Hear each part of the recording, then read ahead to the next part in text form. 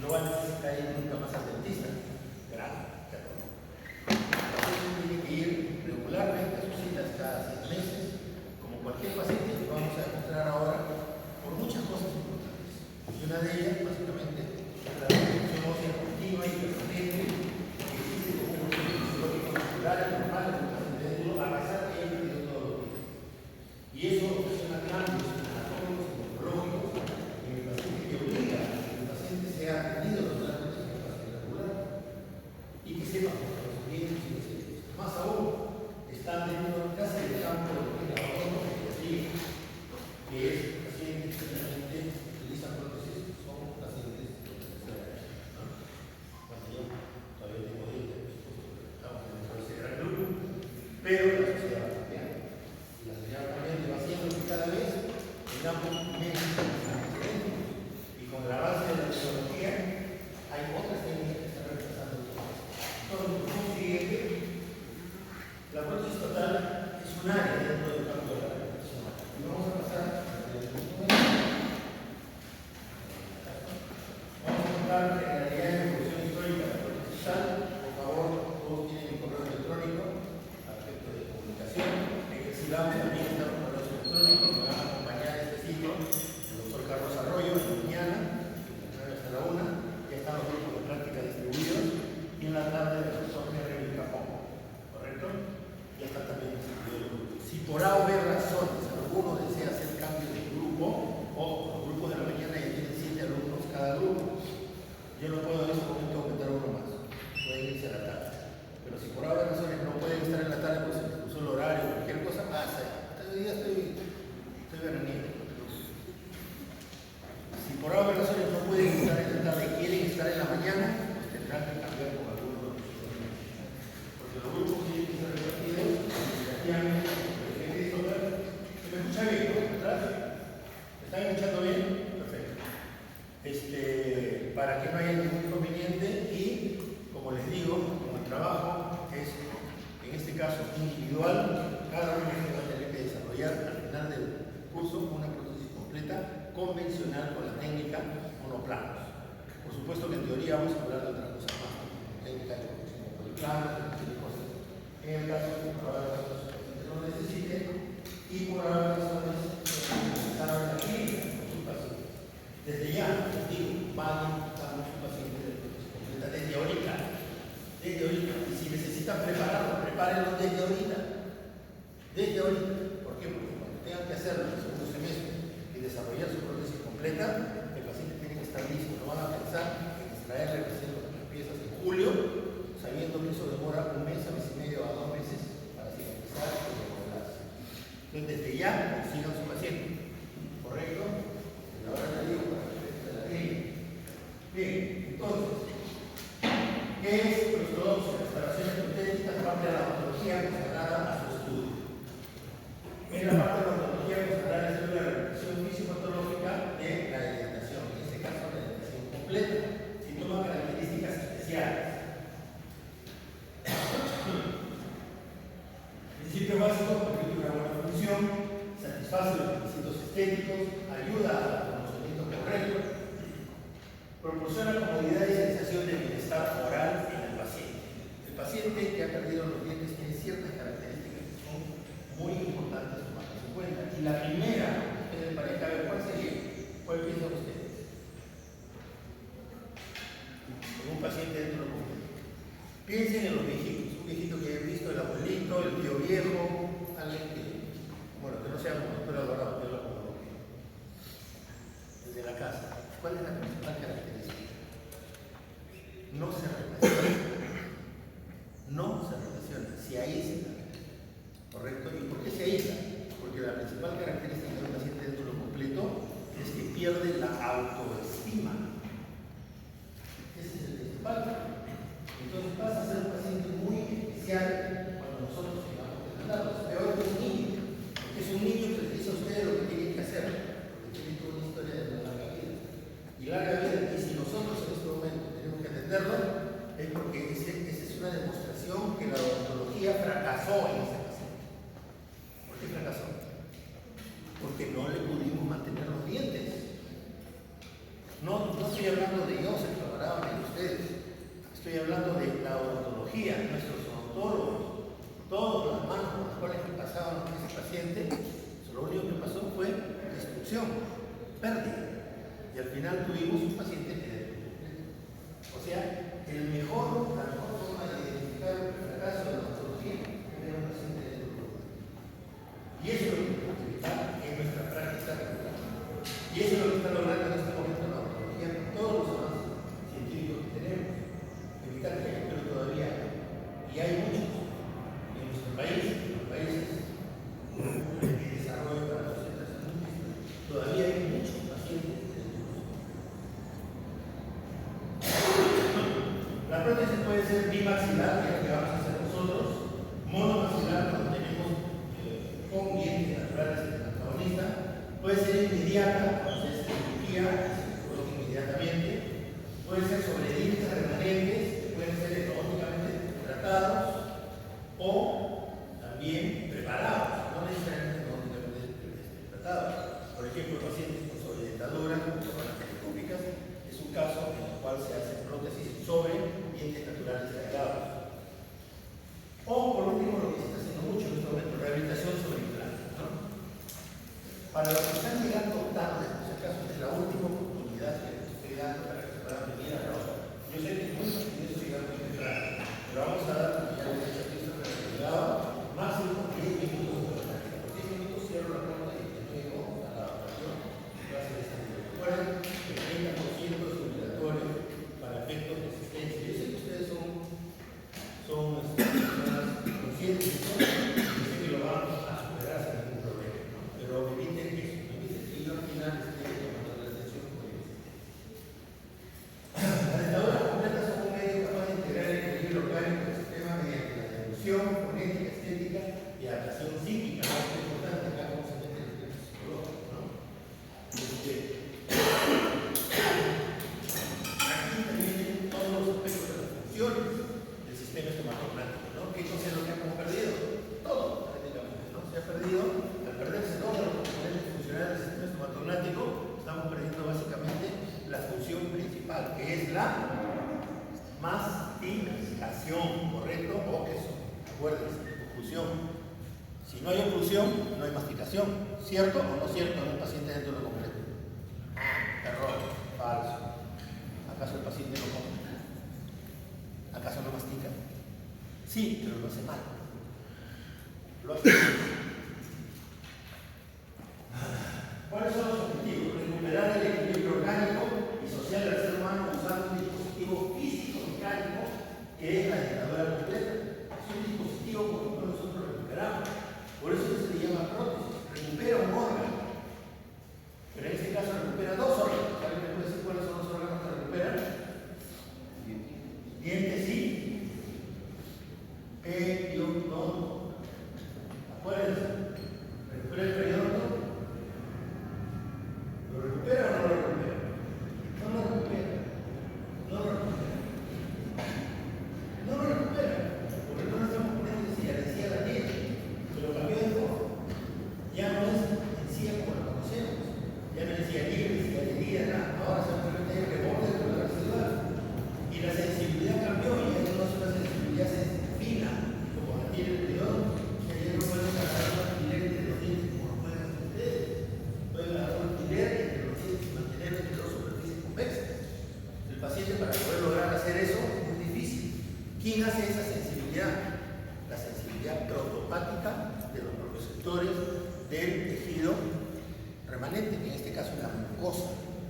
¿Se dan cuenta? No se perdió la sensibilidad, pero se transformó, cambió. Entonces tenemos que hacer que el paciente recupere todas esas funciones que ha perdido. Otro de los objetivos es sustituir las estructuras ausentes actuando en la armonía dentro de la biología oral dinámica.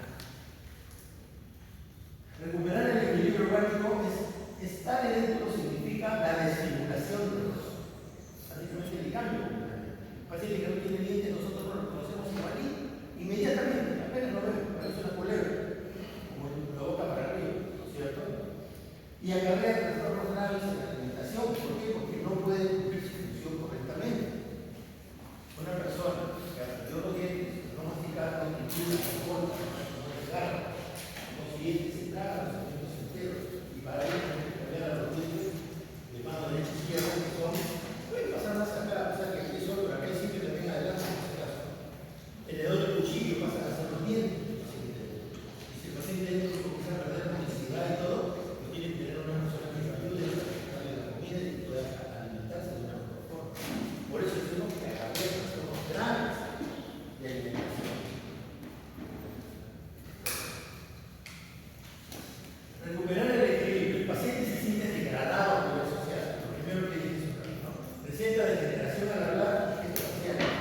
tiene alteraciones de la personalidad, manifiesta inhibición, vergüenza y autoestima baja.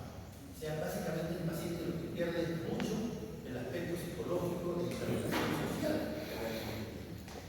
Entonces, ese es el gran problema que tiene el paciente. Y eso es lo que tenemos que recuperar.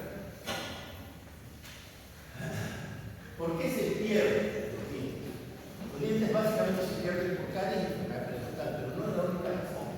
Caries y enfermedad periodontal. También puede ser por una cuestión longitudinal o de columna, puede ser por una atención dental deficiente, puede ser por un nivel socioeconómico cultural bajo. ¿Cómo puede ser eso influenciar? Yo me podría decir, por ejemplo, una actitud, ¿cómo puede influenciar en la pérdida de los dientes?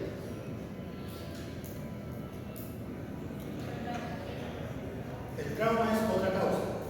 El trauma es otra causa. Por ejemplo, una herida de bala, ¡prum!, le rompió los dientes. Eso es trauma. Una caída de moto, ¡pum!, le rompió la boca. Eso es trauma. Pero que ponga la actitud. No, dime. Perdón. ¿Decías? ¿Malos hábitos? Malos hábitos. Me dice malos hábitos. ¿Qué piensan ustedes? ¿Se ha muerto? No. Malos hábitos de higiene oral. Malos hábitos de higiene oral. Hábitos de higiene oral son consecuencia de una actitud defectuosa. Está bien, es correcto. ¿Saben cuál es la actitud? No le importa al paciente. Esa es la actitud. Si tiene un diente que está cariado, que está destruido y todo, ¿qué es lo que dice? Vaya al dentista y ¿qué es lo que le pide? Sáquenlo. ¿Correcto? Sáquenlo. No le importa. Eso es actitud. Por eso pierden los dientes. ¿Cómo puedo perder por atención dental defectuosa? A ver, le voy a poner un caso. Ustedes van a ser uno, ¿cierto? Muy bien, nos mandan a la posta de Huaypí, en el río Yavarí, cerca a la frontera con Colombia, con Brasil. ¿Hay corriente? A veces sí, a veces no, grupos electrógenos quizás.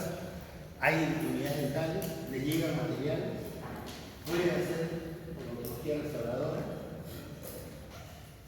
Muchas veces no, se dan cuenta, y eso no quiere decir que el odontólogo no esté preparado para eso. Les va a pasar a ustedes, me pasó a mí, porque cuando yo hice el CECIDRA, de la misma forma que ustedes van a hacer el CECIDRA, tuve que ir a sitios así y teníamos que cargar un grupo electrógeno, teníamos que llevar instrumentos así rotatorios, así muy delicados. El río de Maya, el lago de Camino, y un montón de sitios donde he hecho odontología, tratando de hacer odontología de buena calidad. ¿Y eso qué significa? Que soy mal dentista, pero es una atención dental deficiente, así no lo quiera. ¿Se dan cuenta? O sea, no necesariamente tiene que ser porque estamos mal preparados, sino porque no tenemos las facilidades. Y eso es cuestión social, el gobierno, falta de apoyo, etc. Y luego es económico cultural del paciente. No tiene plata. Estamos frente a una población donde nuestra gran población es de alta y muy alta pobreza. Con las justas tienen para comer, ¿qué van a tener para poder hacer atención? No. Más aún si son pacientes dependientes, abuelitos, tíos, personas que no tienen familia, abandonados, están en casa de reposo. Entonces son muchas las características. Y hay otro, yo por ejemplo, un paciente, a ver, ¿cuál creen ustedes que puede haber sido un paciente que haya sido el más joven de los pacientes que yo haya atendido dentro de mi carrera profesional? En edad, de título completo. Dígame una edad. 27. 40. Otra. 60. 60 dijeron por ahí. 30. 27. 18 años. 18. ¿Y por qué un paciente puede ser edéntulo completo de 18 años? ¡Ay! Es rarísimo, pero hay. Puede ser un paciente por una alteración congénita que no tenga una nodosis total, un problema de un síndrome que no tenga presencia de folículos dentarios. Podría ser una alternativa, no fue el caso. Mi caso fue, yo trabajaba en la Marina y recibí a un chico que era grumete, que le había caído una herida de bala en el tercio inferior de la cara. Le voló todos los dientes.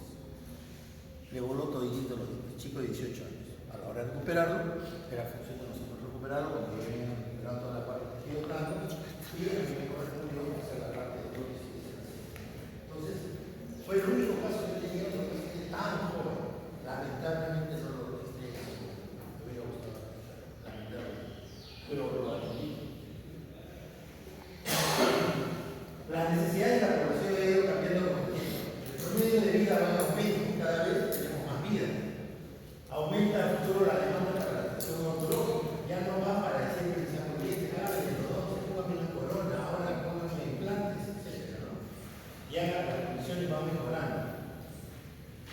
Referente a los periodos reconocidos desde el punto de vista histórico, tenemos 4 áreas muy bien establecidas. La primera, la historia, luego la edad del marfil, la edad del práctico y la edad universitaria. ¿Okay?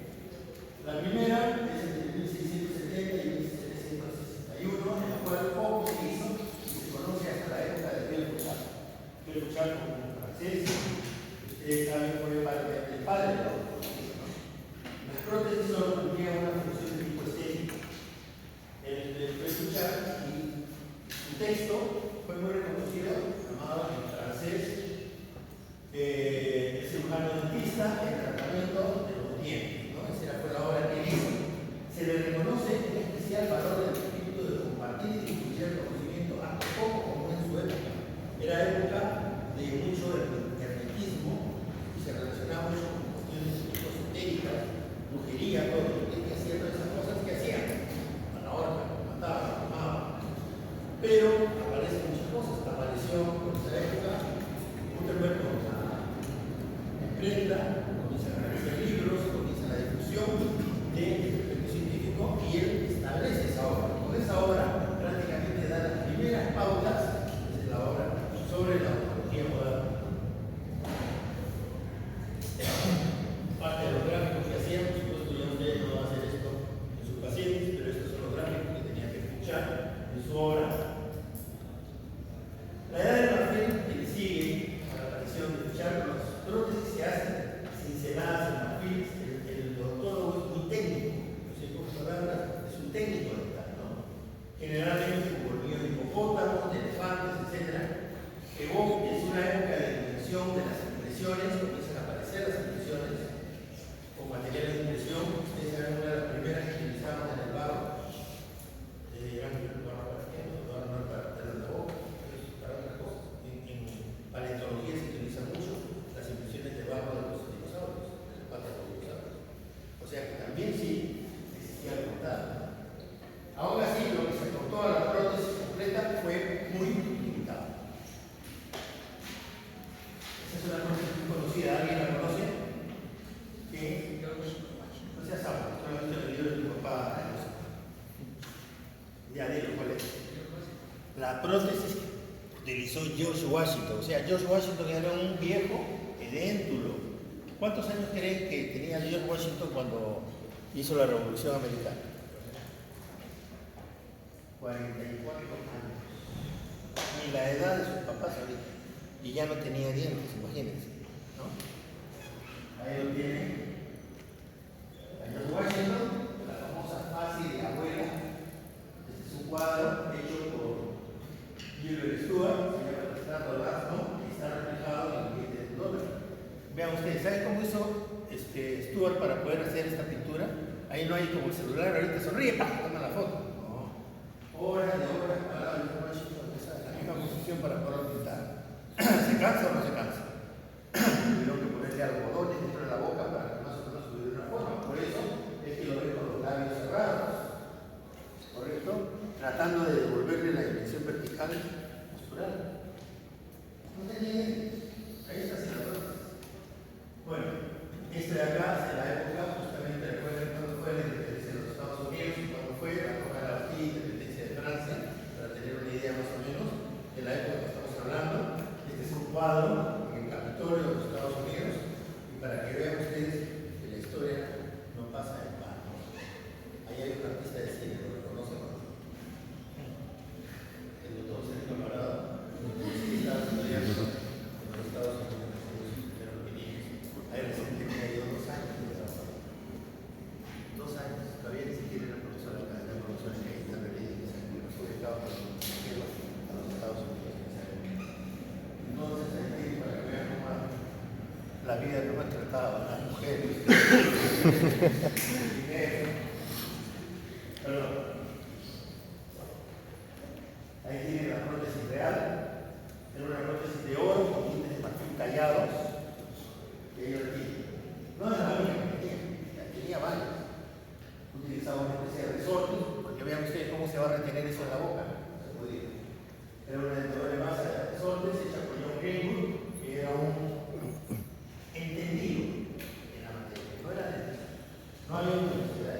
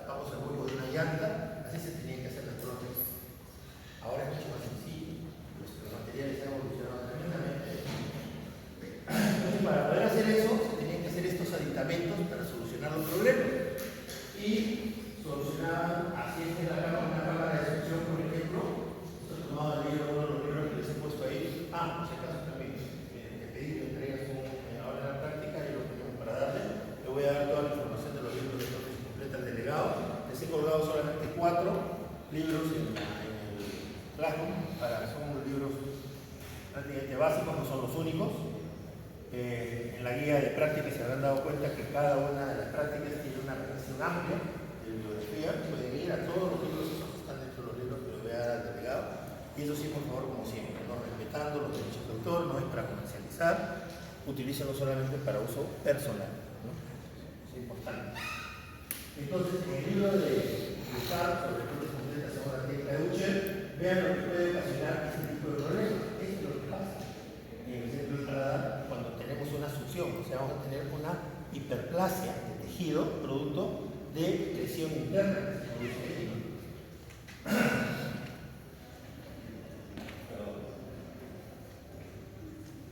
Esto es lo que sucede cuando tenemos cámara de succión. Y esto es lo que pasa con el tejido cuando usamos cámara de succión, cosas que no se deben de hacer. ¿Cómo evitamos eso? Con buenas impresiones. Las cubetas que aparecieron al inicio, en el año 1841, es una firma, la firma SSY, que es una firma de proceso ontológico ya desaparecida, hacía unidades dentales, y cosas también hizo cubetas. Pero si se dan cuenta son de aluminio sin huecos, o sea, sin cribas, porque los materiales que se utilizaban para la toma de impresiones eran otros. Empezaron a aparecer materiales como el yeso para impresiones, que es el yeso tipo 1, según la clasificación de la ADA, el cual justamente se utilizaba para tomar impresiones. Había que tomar la impresión dentro de la boca, se dejaba el material, se sacaba la cubeta, se cortaba el material, se sacaba el material, se armaba sobre la cubeta, se tenía que pegar la cubeta, se tenía que aislar después y vaciar otro yeso encima. Qué complicado. Más complicado que tal que quedar en eso de piedras sobre arena, ¿no? Entonces, el alginato vino a superar todas esas problemáticas. Porque pareció el ácido químico derivado de las algas del Mar del Norte, ¿no? Aparecieron medicamentos especiales para poder desmontar las cubetas. Esto fue ideado para la humanidad de poder sacarlos.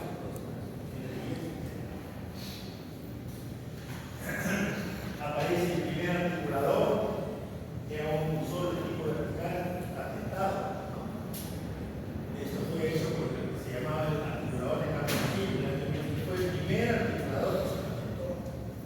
Y acá vemos una evolución, ya comienza la tercera la edad del práctico, segunda mitad del siglo XIX, donde se caracteriza por la habilidad práctica del odontólogo, y vemos odontólogo aquí, todavía no tenía formación. La prótesis completa toma características modernas, hubo grandes descubrimientos, como fue el caso de la anestesia y el Horacio Wells, nuestro auditor de su nombre, correcto, y ustedes saben que es una columna permanente para variar con los médicos, correcto. ¿Saben quién fue el que se apropió, para variar, parece que hasta chileno, parece chileno, se apropió el nombre, ¿cómo se llama? El descubrimiento de la anestesia? Fue un médico, el doctor Morton, un inglés. ¿Por qué? Porque Horacio Wells, que era odontólogo mexicano, fue el primero que hizo el experimento de anestesiar a un paciente por un tremendo error, eso por desconocimiento. Lo hizo con un ebrio de la calle. Y el ebrio de la calle tiene un hígado hecho paté, que no funciona bien. Entonces, cuando se pusieron el material para poderlo dormir, Horacio Wells, y poder demostrar ante el público científico de que realmente eso funcionaba, en plena operación el paciente se despertó. Entonces, ¿qué pasó? Le bajaron el dedo, como los romanos. No sirve, no sirve. Al poco tiempo, Morton hizo lo mismo, pero con un paciente sano. Y tuvo éxito. Y le atribuyen el descubrimiento a Morton, falso. El descubrimiento fue de Horacio Wells. Por eso que se le reconoce esto. Y esa es una pugna permanente que existe en la Convención de la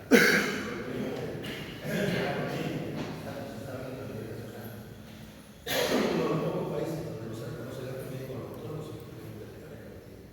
En las grandes urbes del mundo, Estados Unidos, Europa, el acto médico es reconocido para todos los que tienen relación con el área de salud. Acá es el país donde los médicos no tienen que reconocer.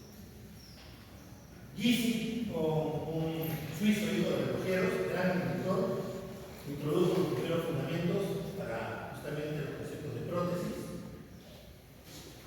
Y después viene la última etapa, que es la edad universitaria. Coincide con el siglo XIX, ¿cuánto es el siglo XIX? 1800, por eso vamos a quitar el 1800. Por ese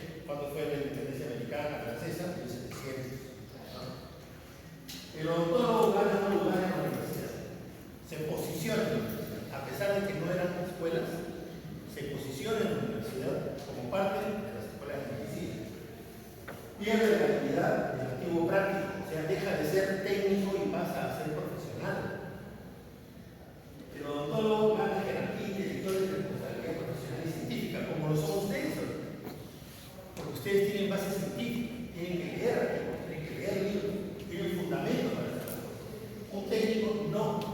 Por eso, cuando un técnico le dice a usted lo que debe de hacer, ustedes están bajando al nivel técnico y más abajo todavía porque están haciendo que un técnico les enseñe lo que tiene que hacer. Sin desmerecer a los técnicos. Ellos tienen su posición. Pero muchas veces nosotros nos dejamos. ¿Por qué? Porque no leemos. O sea, perdemos esta condición de ser universitarios para poder defendernos. Ahí estoy en el Museo Smithsoniano. Vean cómo me he tratado la vida. Ese es el consultorio del doctor Black. ¿Alguien sabe lo que hizo el doctor Black? Clasificación. La clasificación para una persona de clase 1, clase 2, clase 4, clase 5. Esto es en el Museo Smithsoniano, es el consultorio del doctor Black. Vean ustedes el alta velocidad. La lámpara científica, los equipos de resonancia magnética, todo. Y aquí estoy parado frente a un cartel que es la primera escuela odontológica del mundo que se independizó, el primer colegio odontológico que se independizó fue Baltimore, Maryland. Colegio de cirujanos dentales, primer colegio dental en el mundo, caracterizado, bueno, pueden leerlo ahí, en el estado de Maryland, en los Estados Unidos. Fue la primera escuela que se creó en odontología. Por si acaso para que sepan dónde va. ¿Cuál fue la primera que se creó como escuela odontológica en Latinoamérica? A ver. ¿Cuál fue? Díganme. A ver, todos. ¿Cuál fue? Cayetano. San Marcos era la primera universidad, pero no fue la primera escuela de odontología. La primera universidad fue la UBA, que es la Universidad de Buenos Aires. La segunda fue porque nosotros dependíamos mucho de la escuela de medicina. Recién el año 1942, nos independizamos de la facultad de medicina. Y se los digo, no crean porque soy muy metido en historia de la odontología, sino porque mi padre empezó a estudiar odontología en el año 42. Y él empezó como escuela de odontología y se graduó en facultad de odontología porque en esa época fue que se dio la famosa ley que creó la facultad de odontología de San Marcos, que es la única facultad de odontología en el Perú creada por ley. Por eso es que no nos pueden quitar la condición de facultad de odontología, porque para que eso suceda, el Congreso tendría que dar una ley que revoque eso. Usted tiene que ahora revocar esa ley. Imposible. Por eso es que los médicos se mueren de cólera de no poder hacer que nosotros volvamos a hacer escuela de medicina, como lo es enfermería, obstetricia, tecnología médica. No, yo quisiera que fuéramos escuela de somos facultades. Y es un orgullo. Ojo, que eso no le pasa a otras facultades, a otras facultades de las universidades. Cayetano, era el que venía de Cayetano por acá. Cayetano era la facultad, lo han bajado de la escuela. Y lo mismo pasó en Cerro de Paso, lo mismo ha pasado en la UCLA y en muchas universidades donde facultades los han bajado de la escuela. Porque no tienen el peso que tienen, y siéntanse orgullosos. Lo dejo para lectura, es de la versión interamericana. Es una evolución importante que está dentro de la clase. No quiero entrar en detalle, pero hay muchos aspectos muy importantes. Hoy se dice solamente en el segundo punto. El segundo punto dice que el articulador, la evolución histórica del articulador, dice, a mayor estabilidad del articulador se encontrará una mayor productividad de los factores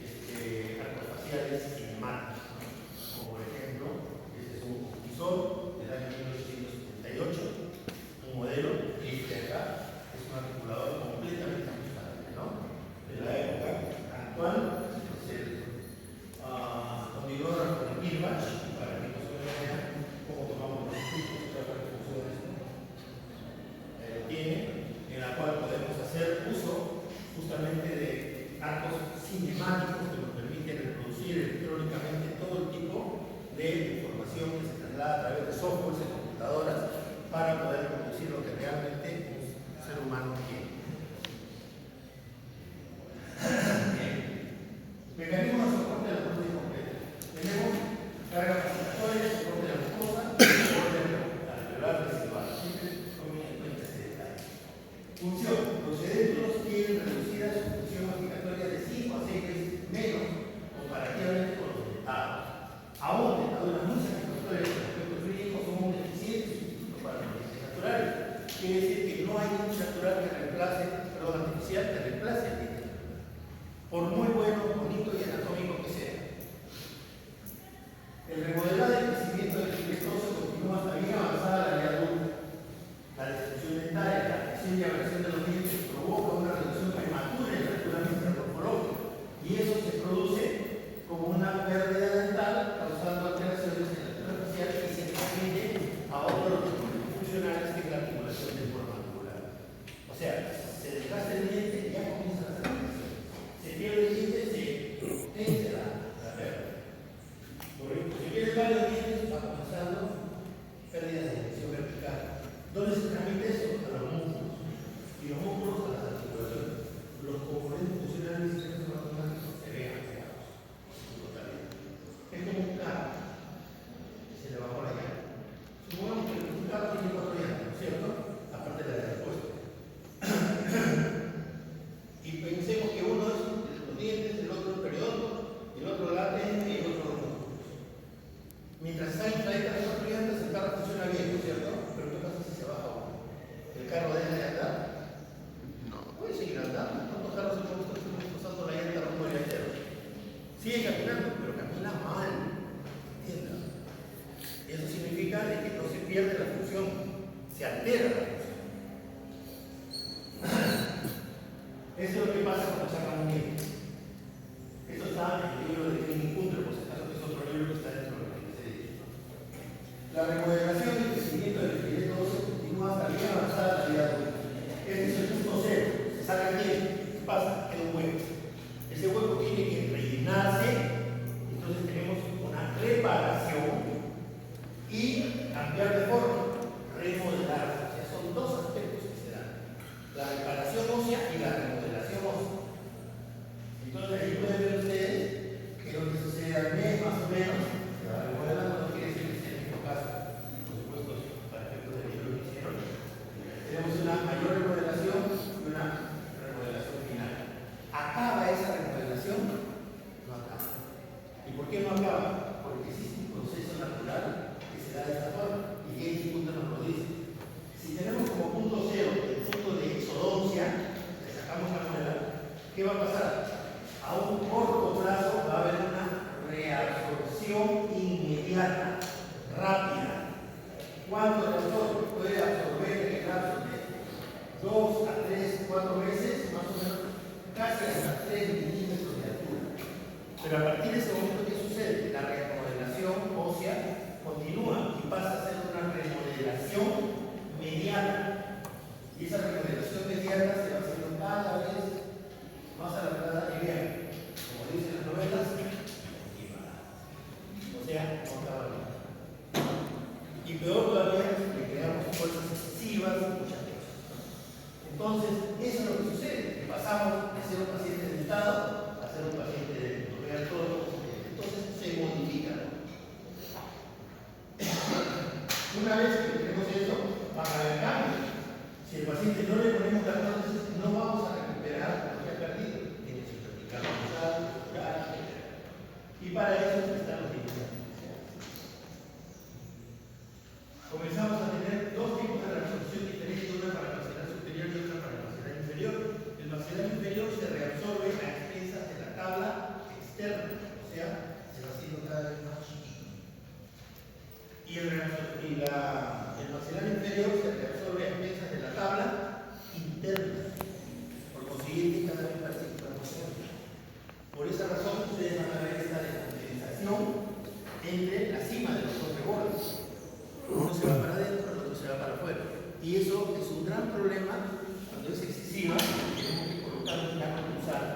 muchas veces nos obliga a hacerlo, nos obliga a usar cuando la reacción es excesiva. Y tienen ustedes lo ideal que sea una angulación de 80 grados. Bueno, sería esto es lo mejor. Lo ideal sería que sea de 90 grados, de tal manera que las dos cimas de los rebordes estén al mismo nivel, pero no se va a dar eso. No tenemos aire acondicionado, claro, pero hay muchos que están ventilando parte del mundo. Si tienes a alguien que se te voy a decir,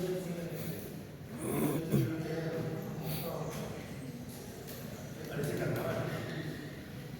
La recuperación y crecimiento continúa hasta muy avanzada la vida adulta, ¿no? ¿Y qué es lo que sucede? Nos va a crear tres posiciones básicas de interrelación máximo-mandibular, ¿no? La del centro es la normal, la que se da más o menos a una altura de buena interrelación.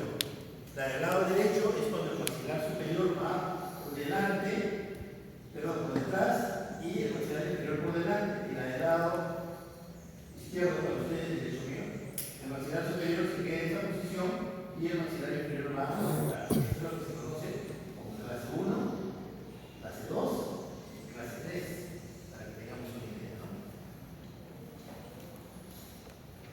Cuando es mayor y la interrelación entre ambos es mucha, es menor de 80 grados, es un gran incremento.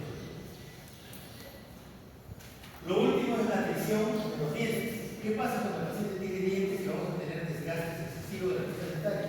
Se pierde la dimensión vertical o cruzal y por ende se va perdiendo también la postural y por ende van haciendo cambios en las estructuras óseas. La que más sufre es la articulación temporomandibular. Vean estos casos de ATMs, de cadáveres que han tenido pérdidas dentales, como los ejemplos no los tienen dientes, ¿no? Y ya no han tenido dientes grandes, destrucción y cambios a nivel de la articulación. Vean ustedes esta articulación, cambios morfológicos de la forma de los cóndilos tremendos. ¿Por qué? Producto de la función. Entonces, sí se producen alteraciones morfológicas en los componentes anatómicos y funcionales del sistema hepatorenal.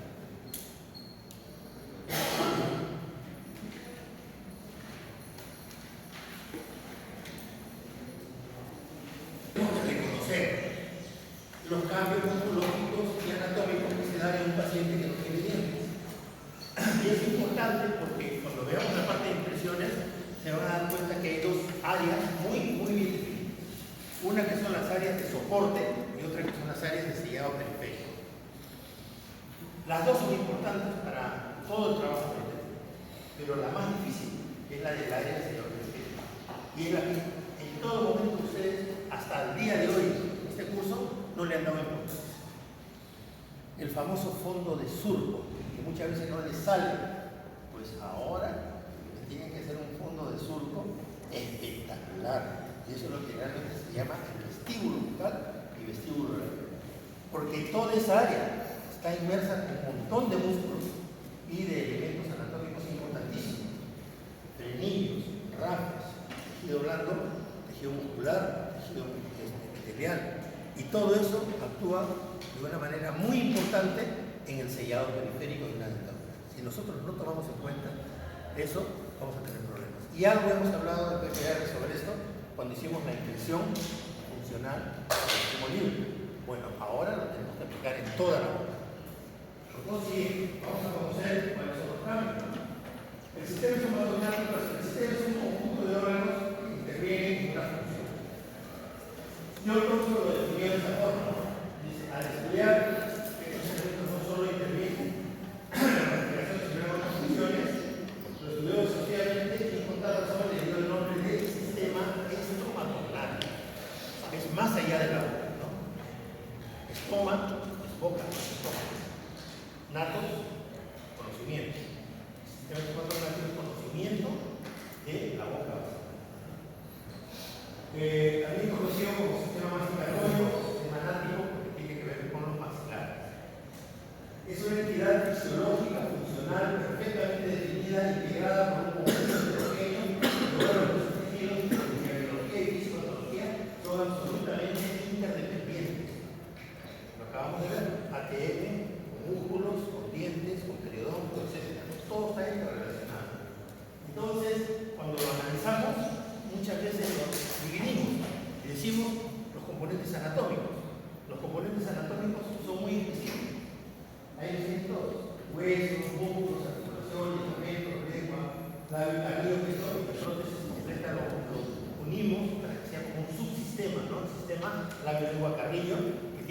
que ver con lo que se conoce como sistema neutral de fuerzas. Lengua y labio, labio superior contra la lengua. También tenemos el sistema nervioso, el sistema vascular, el sistema linfático y por último los dientes. Todos ellos son componentes anatómicos del sistema estomatognático. Pero no los veamos como si fueran entes aislados. Veámoslos como si fueran en su conjunto. Y por esa razón, todos ellos nos unimos en cuatro, simplemente. ¿Cuáles son? La oclusión dentaria, el periodonto, la oclusión decoromandibular y el mecanismo neuromuscular. De estos, tres son elementos pasivos. Estos elementos pasivos significa que son inmóviles. O sea, si ustedes analizan la oclusión dentaria, o sea, un tipo 2 es oclusión dentaria, o sea, lo dejan sobre la mesa, mastica. ¿Qué tiene que hacer para que mastique? Para que fluido. Agarrarlo y hacer crack, crack, crack, ¿cierto? ¿Quién lo está moviendo? Los brazos del operador. Por ende, los dientes por naturaleza solos no actúan. Y si usted deja un cráneo y el cráneo comienza a masticar, sabe que ese cuerpo está pegado. El periodonto, parte integral del diente, sensitivo total. Y la articulación temporomandibular está puesta en las partes óseas, pero no funciona por sí sola.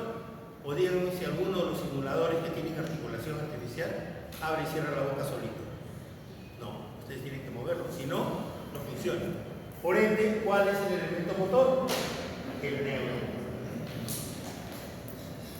No el muscular, el neuromuscular. Acuérdense, fisiología y oclusión. Todo lo que se ha hecho los doctor tiene sus paredes. Recuerden, el músculo no funciona si no tienes una placa motora. Y la placa motora es la unión entre el músculo y el tejido nervioso. Si eso no sucede, si no hay acetilcolina, no funciona. Si es un proceso bioquímico, tiene que haber calcio, se envió calcio para permitir el paso de la sensibilidad nerviosa. Eso es fisiología. Y si eso no funciona así, lo demás no. Así de simple. ¿Cuáles son las partes? Vamos a ver. Tenemos, yendo de adentro, de afuera hacia adentro, tenemos el labio. Por supuesto, hay que tomar en cuenta que el labio es la parte más exterior. Y el labio tiene tres partes. La parte de piel, el región y la parte de mucosa. La parte de mucosa conforma la parte externa del vestíbulo labial. ¿Correcto? Y dentro de este labio, ¿qué hay? Hay un músculo, el orbicular de los labios, con una serie de músculos que lo rodean. Y hacia la parte interior esa mucosa se transforma en el fondo del surco, que es donde van las sensaciones musculares, y encía adherida, que es la que va al hueso alveolar. Entonces, eso forma como una U. ¿Se dan cuenta? Entonces, no es solo fondo del surco, es vestíbulo labial. ¿Qué cosa es el vestíbulo? La zona de ingreso. Ustedes van a una casa, tienen una zona de ingreso, y esa zona de ingreso es el vestíbulo, que es la zona llamada antesala. ¿Correcto? Antes de entrar a la boca está el vestíbulo. Y a ese vestíbulo, limitado por los frenillos bucales, y con el frenillo labial se forma el vestíbulo labial. ¿Correcto? Y de esa forma tenemos el frenillo labial, frenillos bucales, y se forma todo el vestíbulo labial. El límite está a la altura de la epífisis canina, ¿correcto? Y en la parte superior, vean, se forma un aditamento que lo tenemos en este momento. Pasen la puntita de la lengua por detrás de los dispositivos. Ahí ustedes tienen un elemento, una bolita que cambia de forma, puede ser ovaladita, redondita, grande, pequeña. Se llama la papila incisiva, ¿no es cierto? Esa papila incisiva es una almohadilla de tejido conectivo fibroso. ¿Que protege qué? A ver, vamos a ver lo que han llegado tarde. ¿Qué protege? Cualquiera de los cuatro de ellos. Protege un agujero, ¿cierto? ¿Los agujeros es necesario que los protejan? No. ¿Qué sale por el agujero? El agente bajo nervioso palatino posterior, por favor, a revisar anatomía. ¿Correcto? Ese paquete bajo los nerviosos debe de ser protegido y el organismo no protege con esta almohadilla. Por consiguiente, esa es la forma en la cual el organismo nos está dando esa facilidad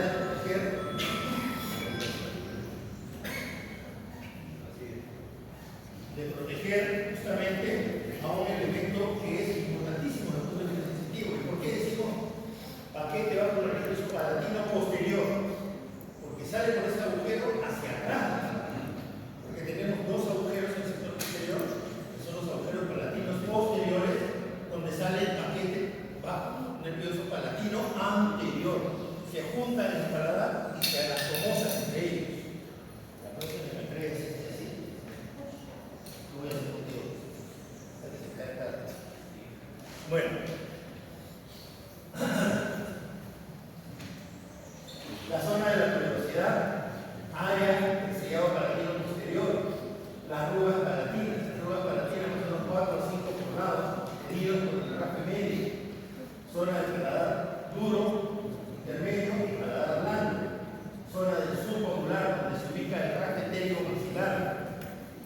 En el sector posterior tenemos el vestíbulo bucal limitado en el sector anterior por el frenillo bucal, en la parte posterior llegando hasta la zona del surco amular. Surco amular, también llamado amular en el sector, es un sector de separación del maxilar superior y el hueso senoide, que forma un hueco ahí donde entra todo el paquete vascular nervioso, quinto 2, en la parte posterior para el maxilar superior. Tenemos las foveas palatinas, por favor, son foveas o foviolas, no foveas, foveas de moral. Tenemos la zona del proceso coronoideo, el área del proceso coronoideo. ¿El proceso coronoideo solo le pertenece al maxilar inferior? Sí, pero ¿dónde se mete cuando cierra la boca? Se mete justamente en la zona del vestíbulo bucal. Y ese es el famoso aparente dentículo que le sale en las radiografías cuando ustedes están tomando una placa o una segunda o tercera molar. ¿Por qué? Porque se mete en esa zona. Y si estamos hablando de un dentículo completo, se mete más todavía porque el paciente cierra más la boca. ¿Cómo es esta zona? Conocida como área glandular. Se aprecian estas glándulas que son los cúpulos grasosos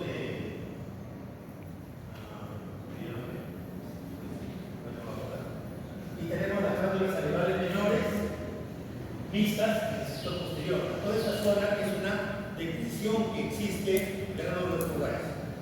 Está en los grasosos, que no tiene salida si no está en esta zona.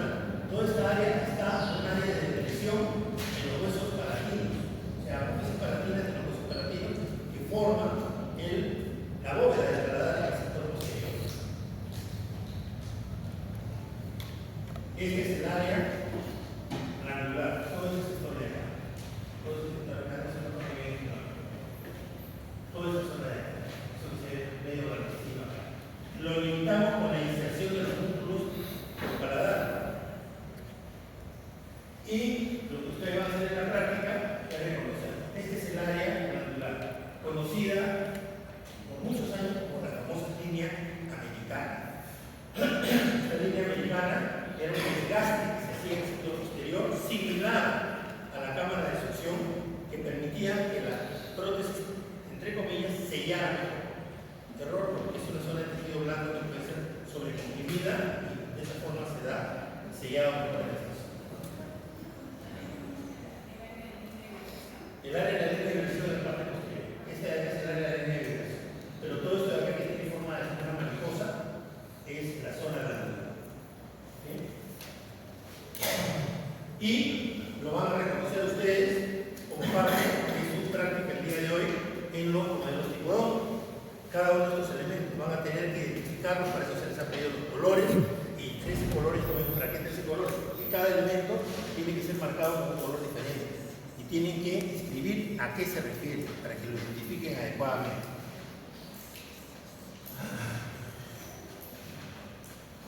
Una vez que se obtiene el reconocimiento en la boca, ustedes van a tomar una impresión, y en la impresión va a ser a la inversa. Lo que se veía en positivo se va a ver en negativo, y lo que se veía en negativo se va a ver en positivo.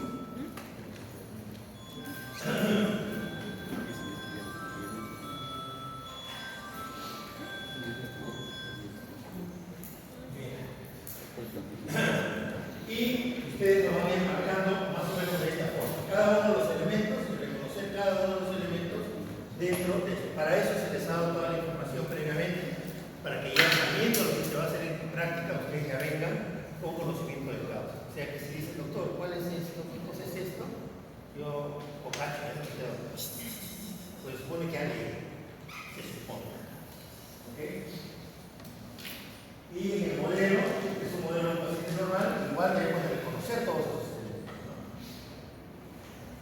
¿Hay modificaciones? Sí, hay modificaciones como los frenillos, como las zonas de borde alveolar, las papilas piriformes. En algunos casos no hay algunos elementos, se aprecia muy bien en algunos sectores, perdón, como acá, la amencia canina y en la otra no.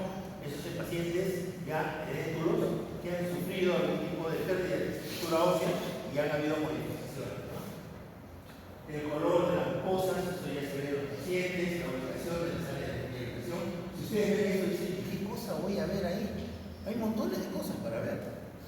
Pero no es peor ciego que aquel que no sabe. Por eso ustedes tienen que reconocer eso. En el caso de maxilar, vean un maxilar superior bien lastimado, con pérdida de estructura, la paciente ya tiene un síndrome combinado de Kelly, hiperfunción mandibular inferior, que ha habido gran destrucción del sector anterior superior, pérdida del sector posterior del reborde, alteraciones recientes de exodocias, una alteración completa. ¿Qué anatomía vemos acá? Pues hay una tremenda deformación de la anatomía, eso tiene que ser tratado previamente, antes de poder hacer una prótesis. En el caso maxilar inferior lo mismo, desde el vestíbulo hacia el sector posterior. ¿Cuál es la diferencia? Que acá no hay paladar. Tenemos la zona del área, el vestíbulo labial, el vestíbulo bucal, y algo muy importante en el vestíbulo bucal, como lo vamos a ver. Perdón.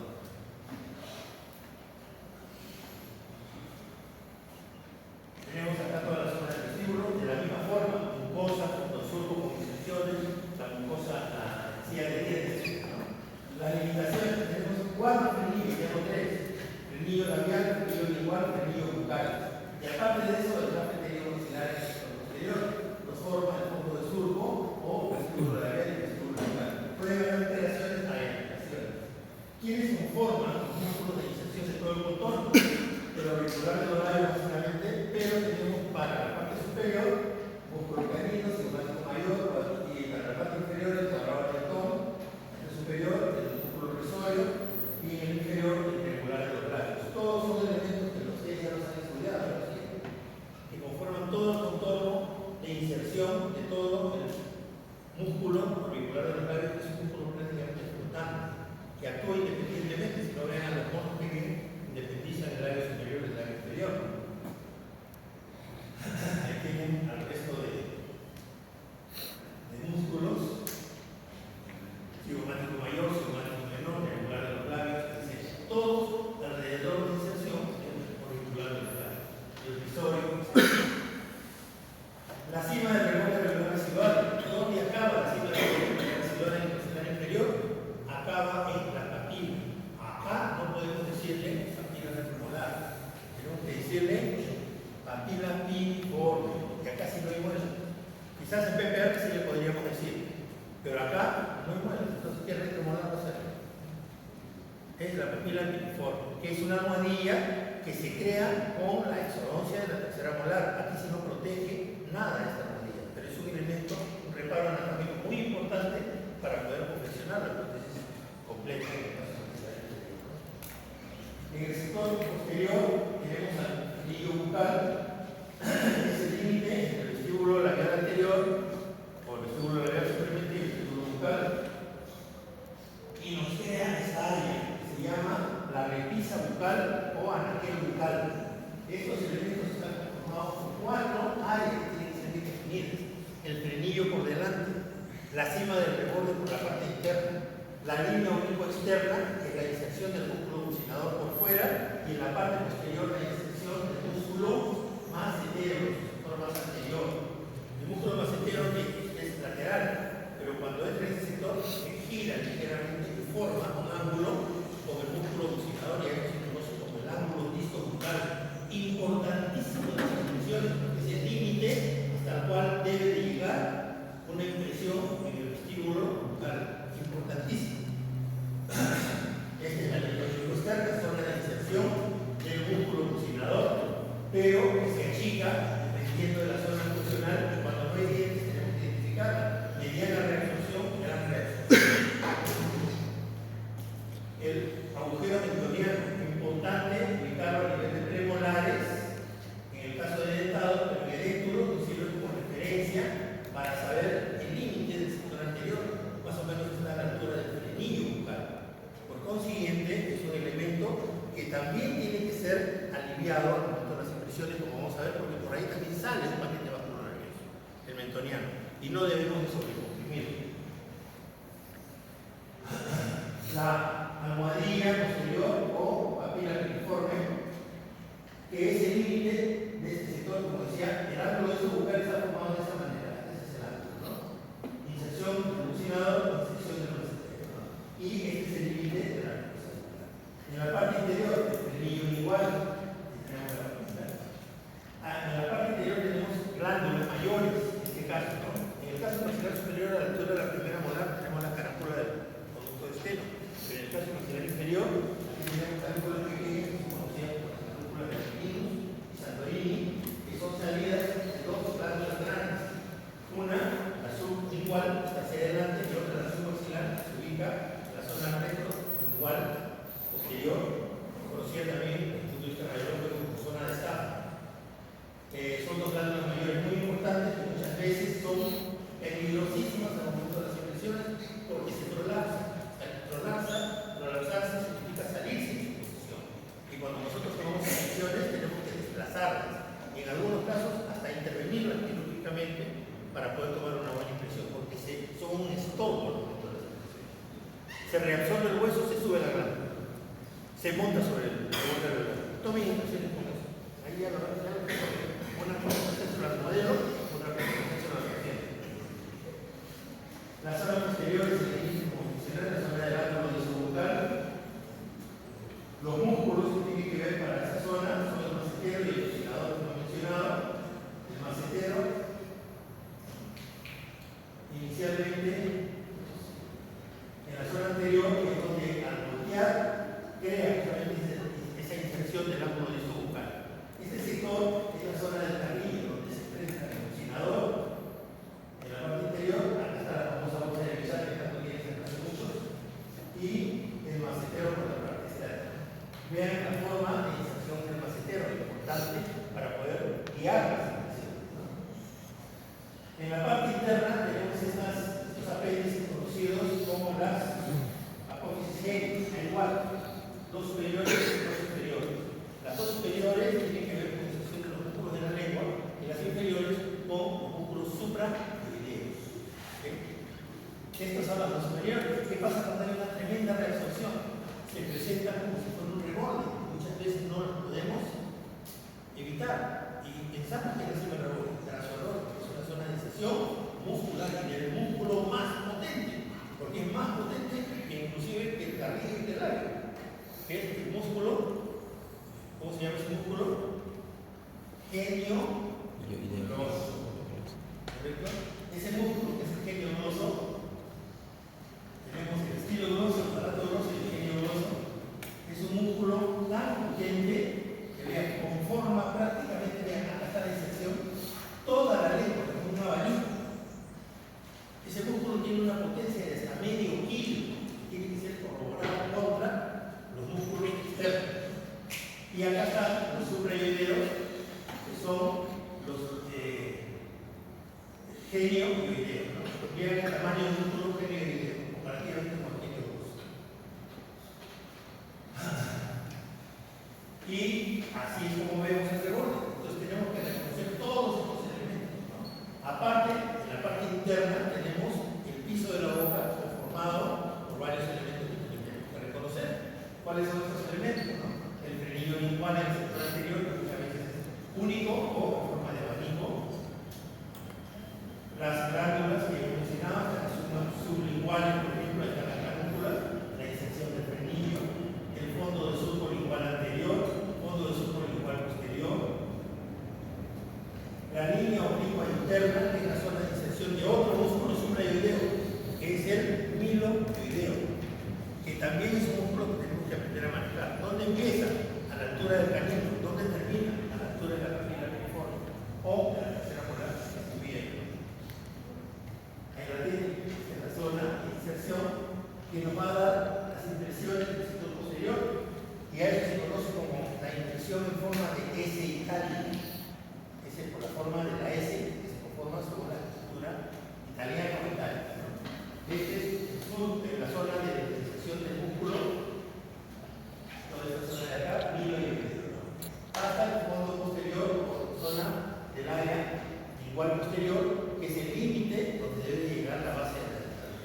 Es importante reconocer todos los elementos anatómicos y de esa forma nosotros en el modelo vamos a poder identificarlo. Vean ustedes acá está sin identificar, es difícil verlo en seco, ¿no? Ahora, en algunos casos, usted, como por ejemplo el tipo 2, le va a ser difícil verlo, pero tiene que identificar más o menos dónde es. ¿Okay? Cada uno de los elementos.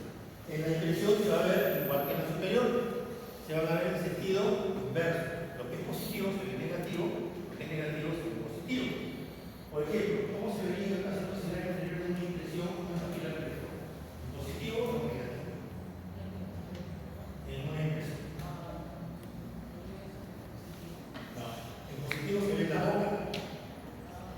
En la impresión se ve en negativo.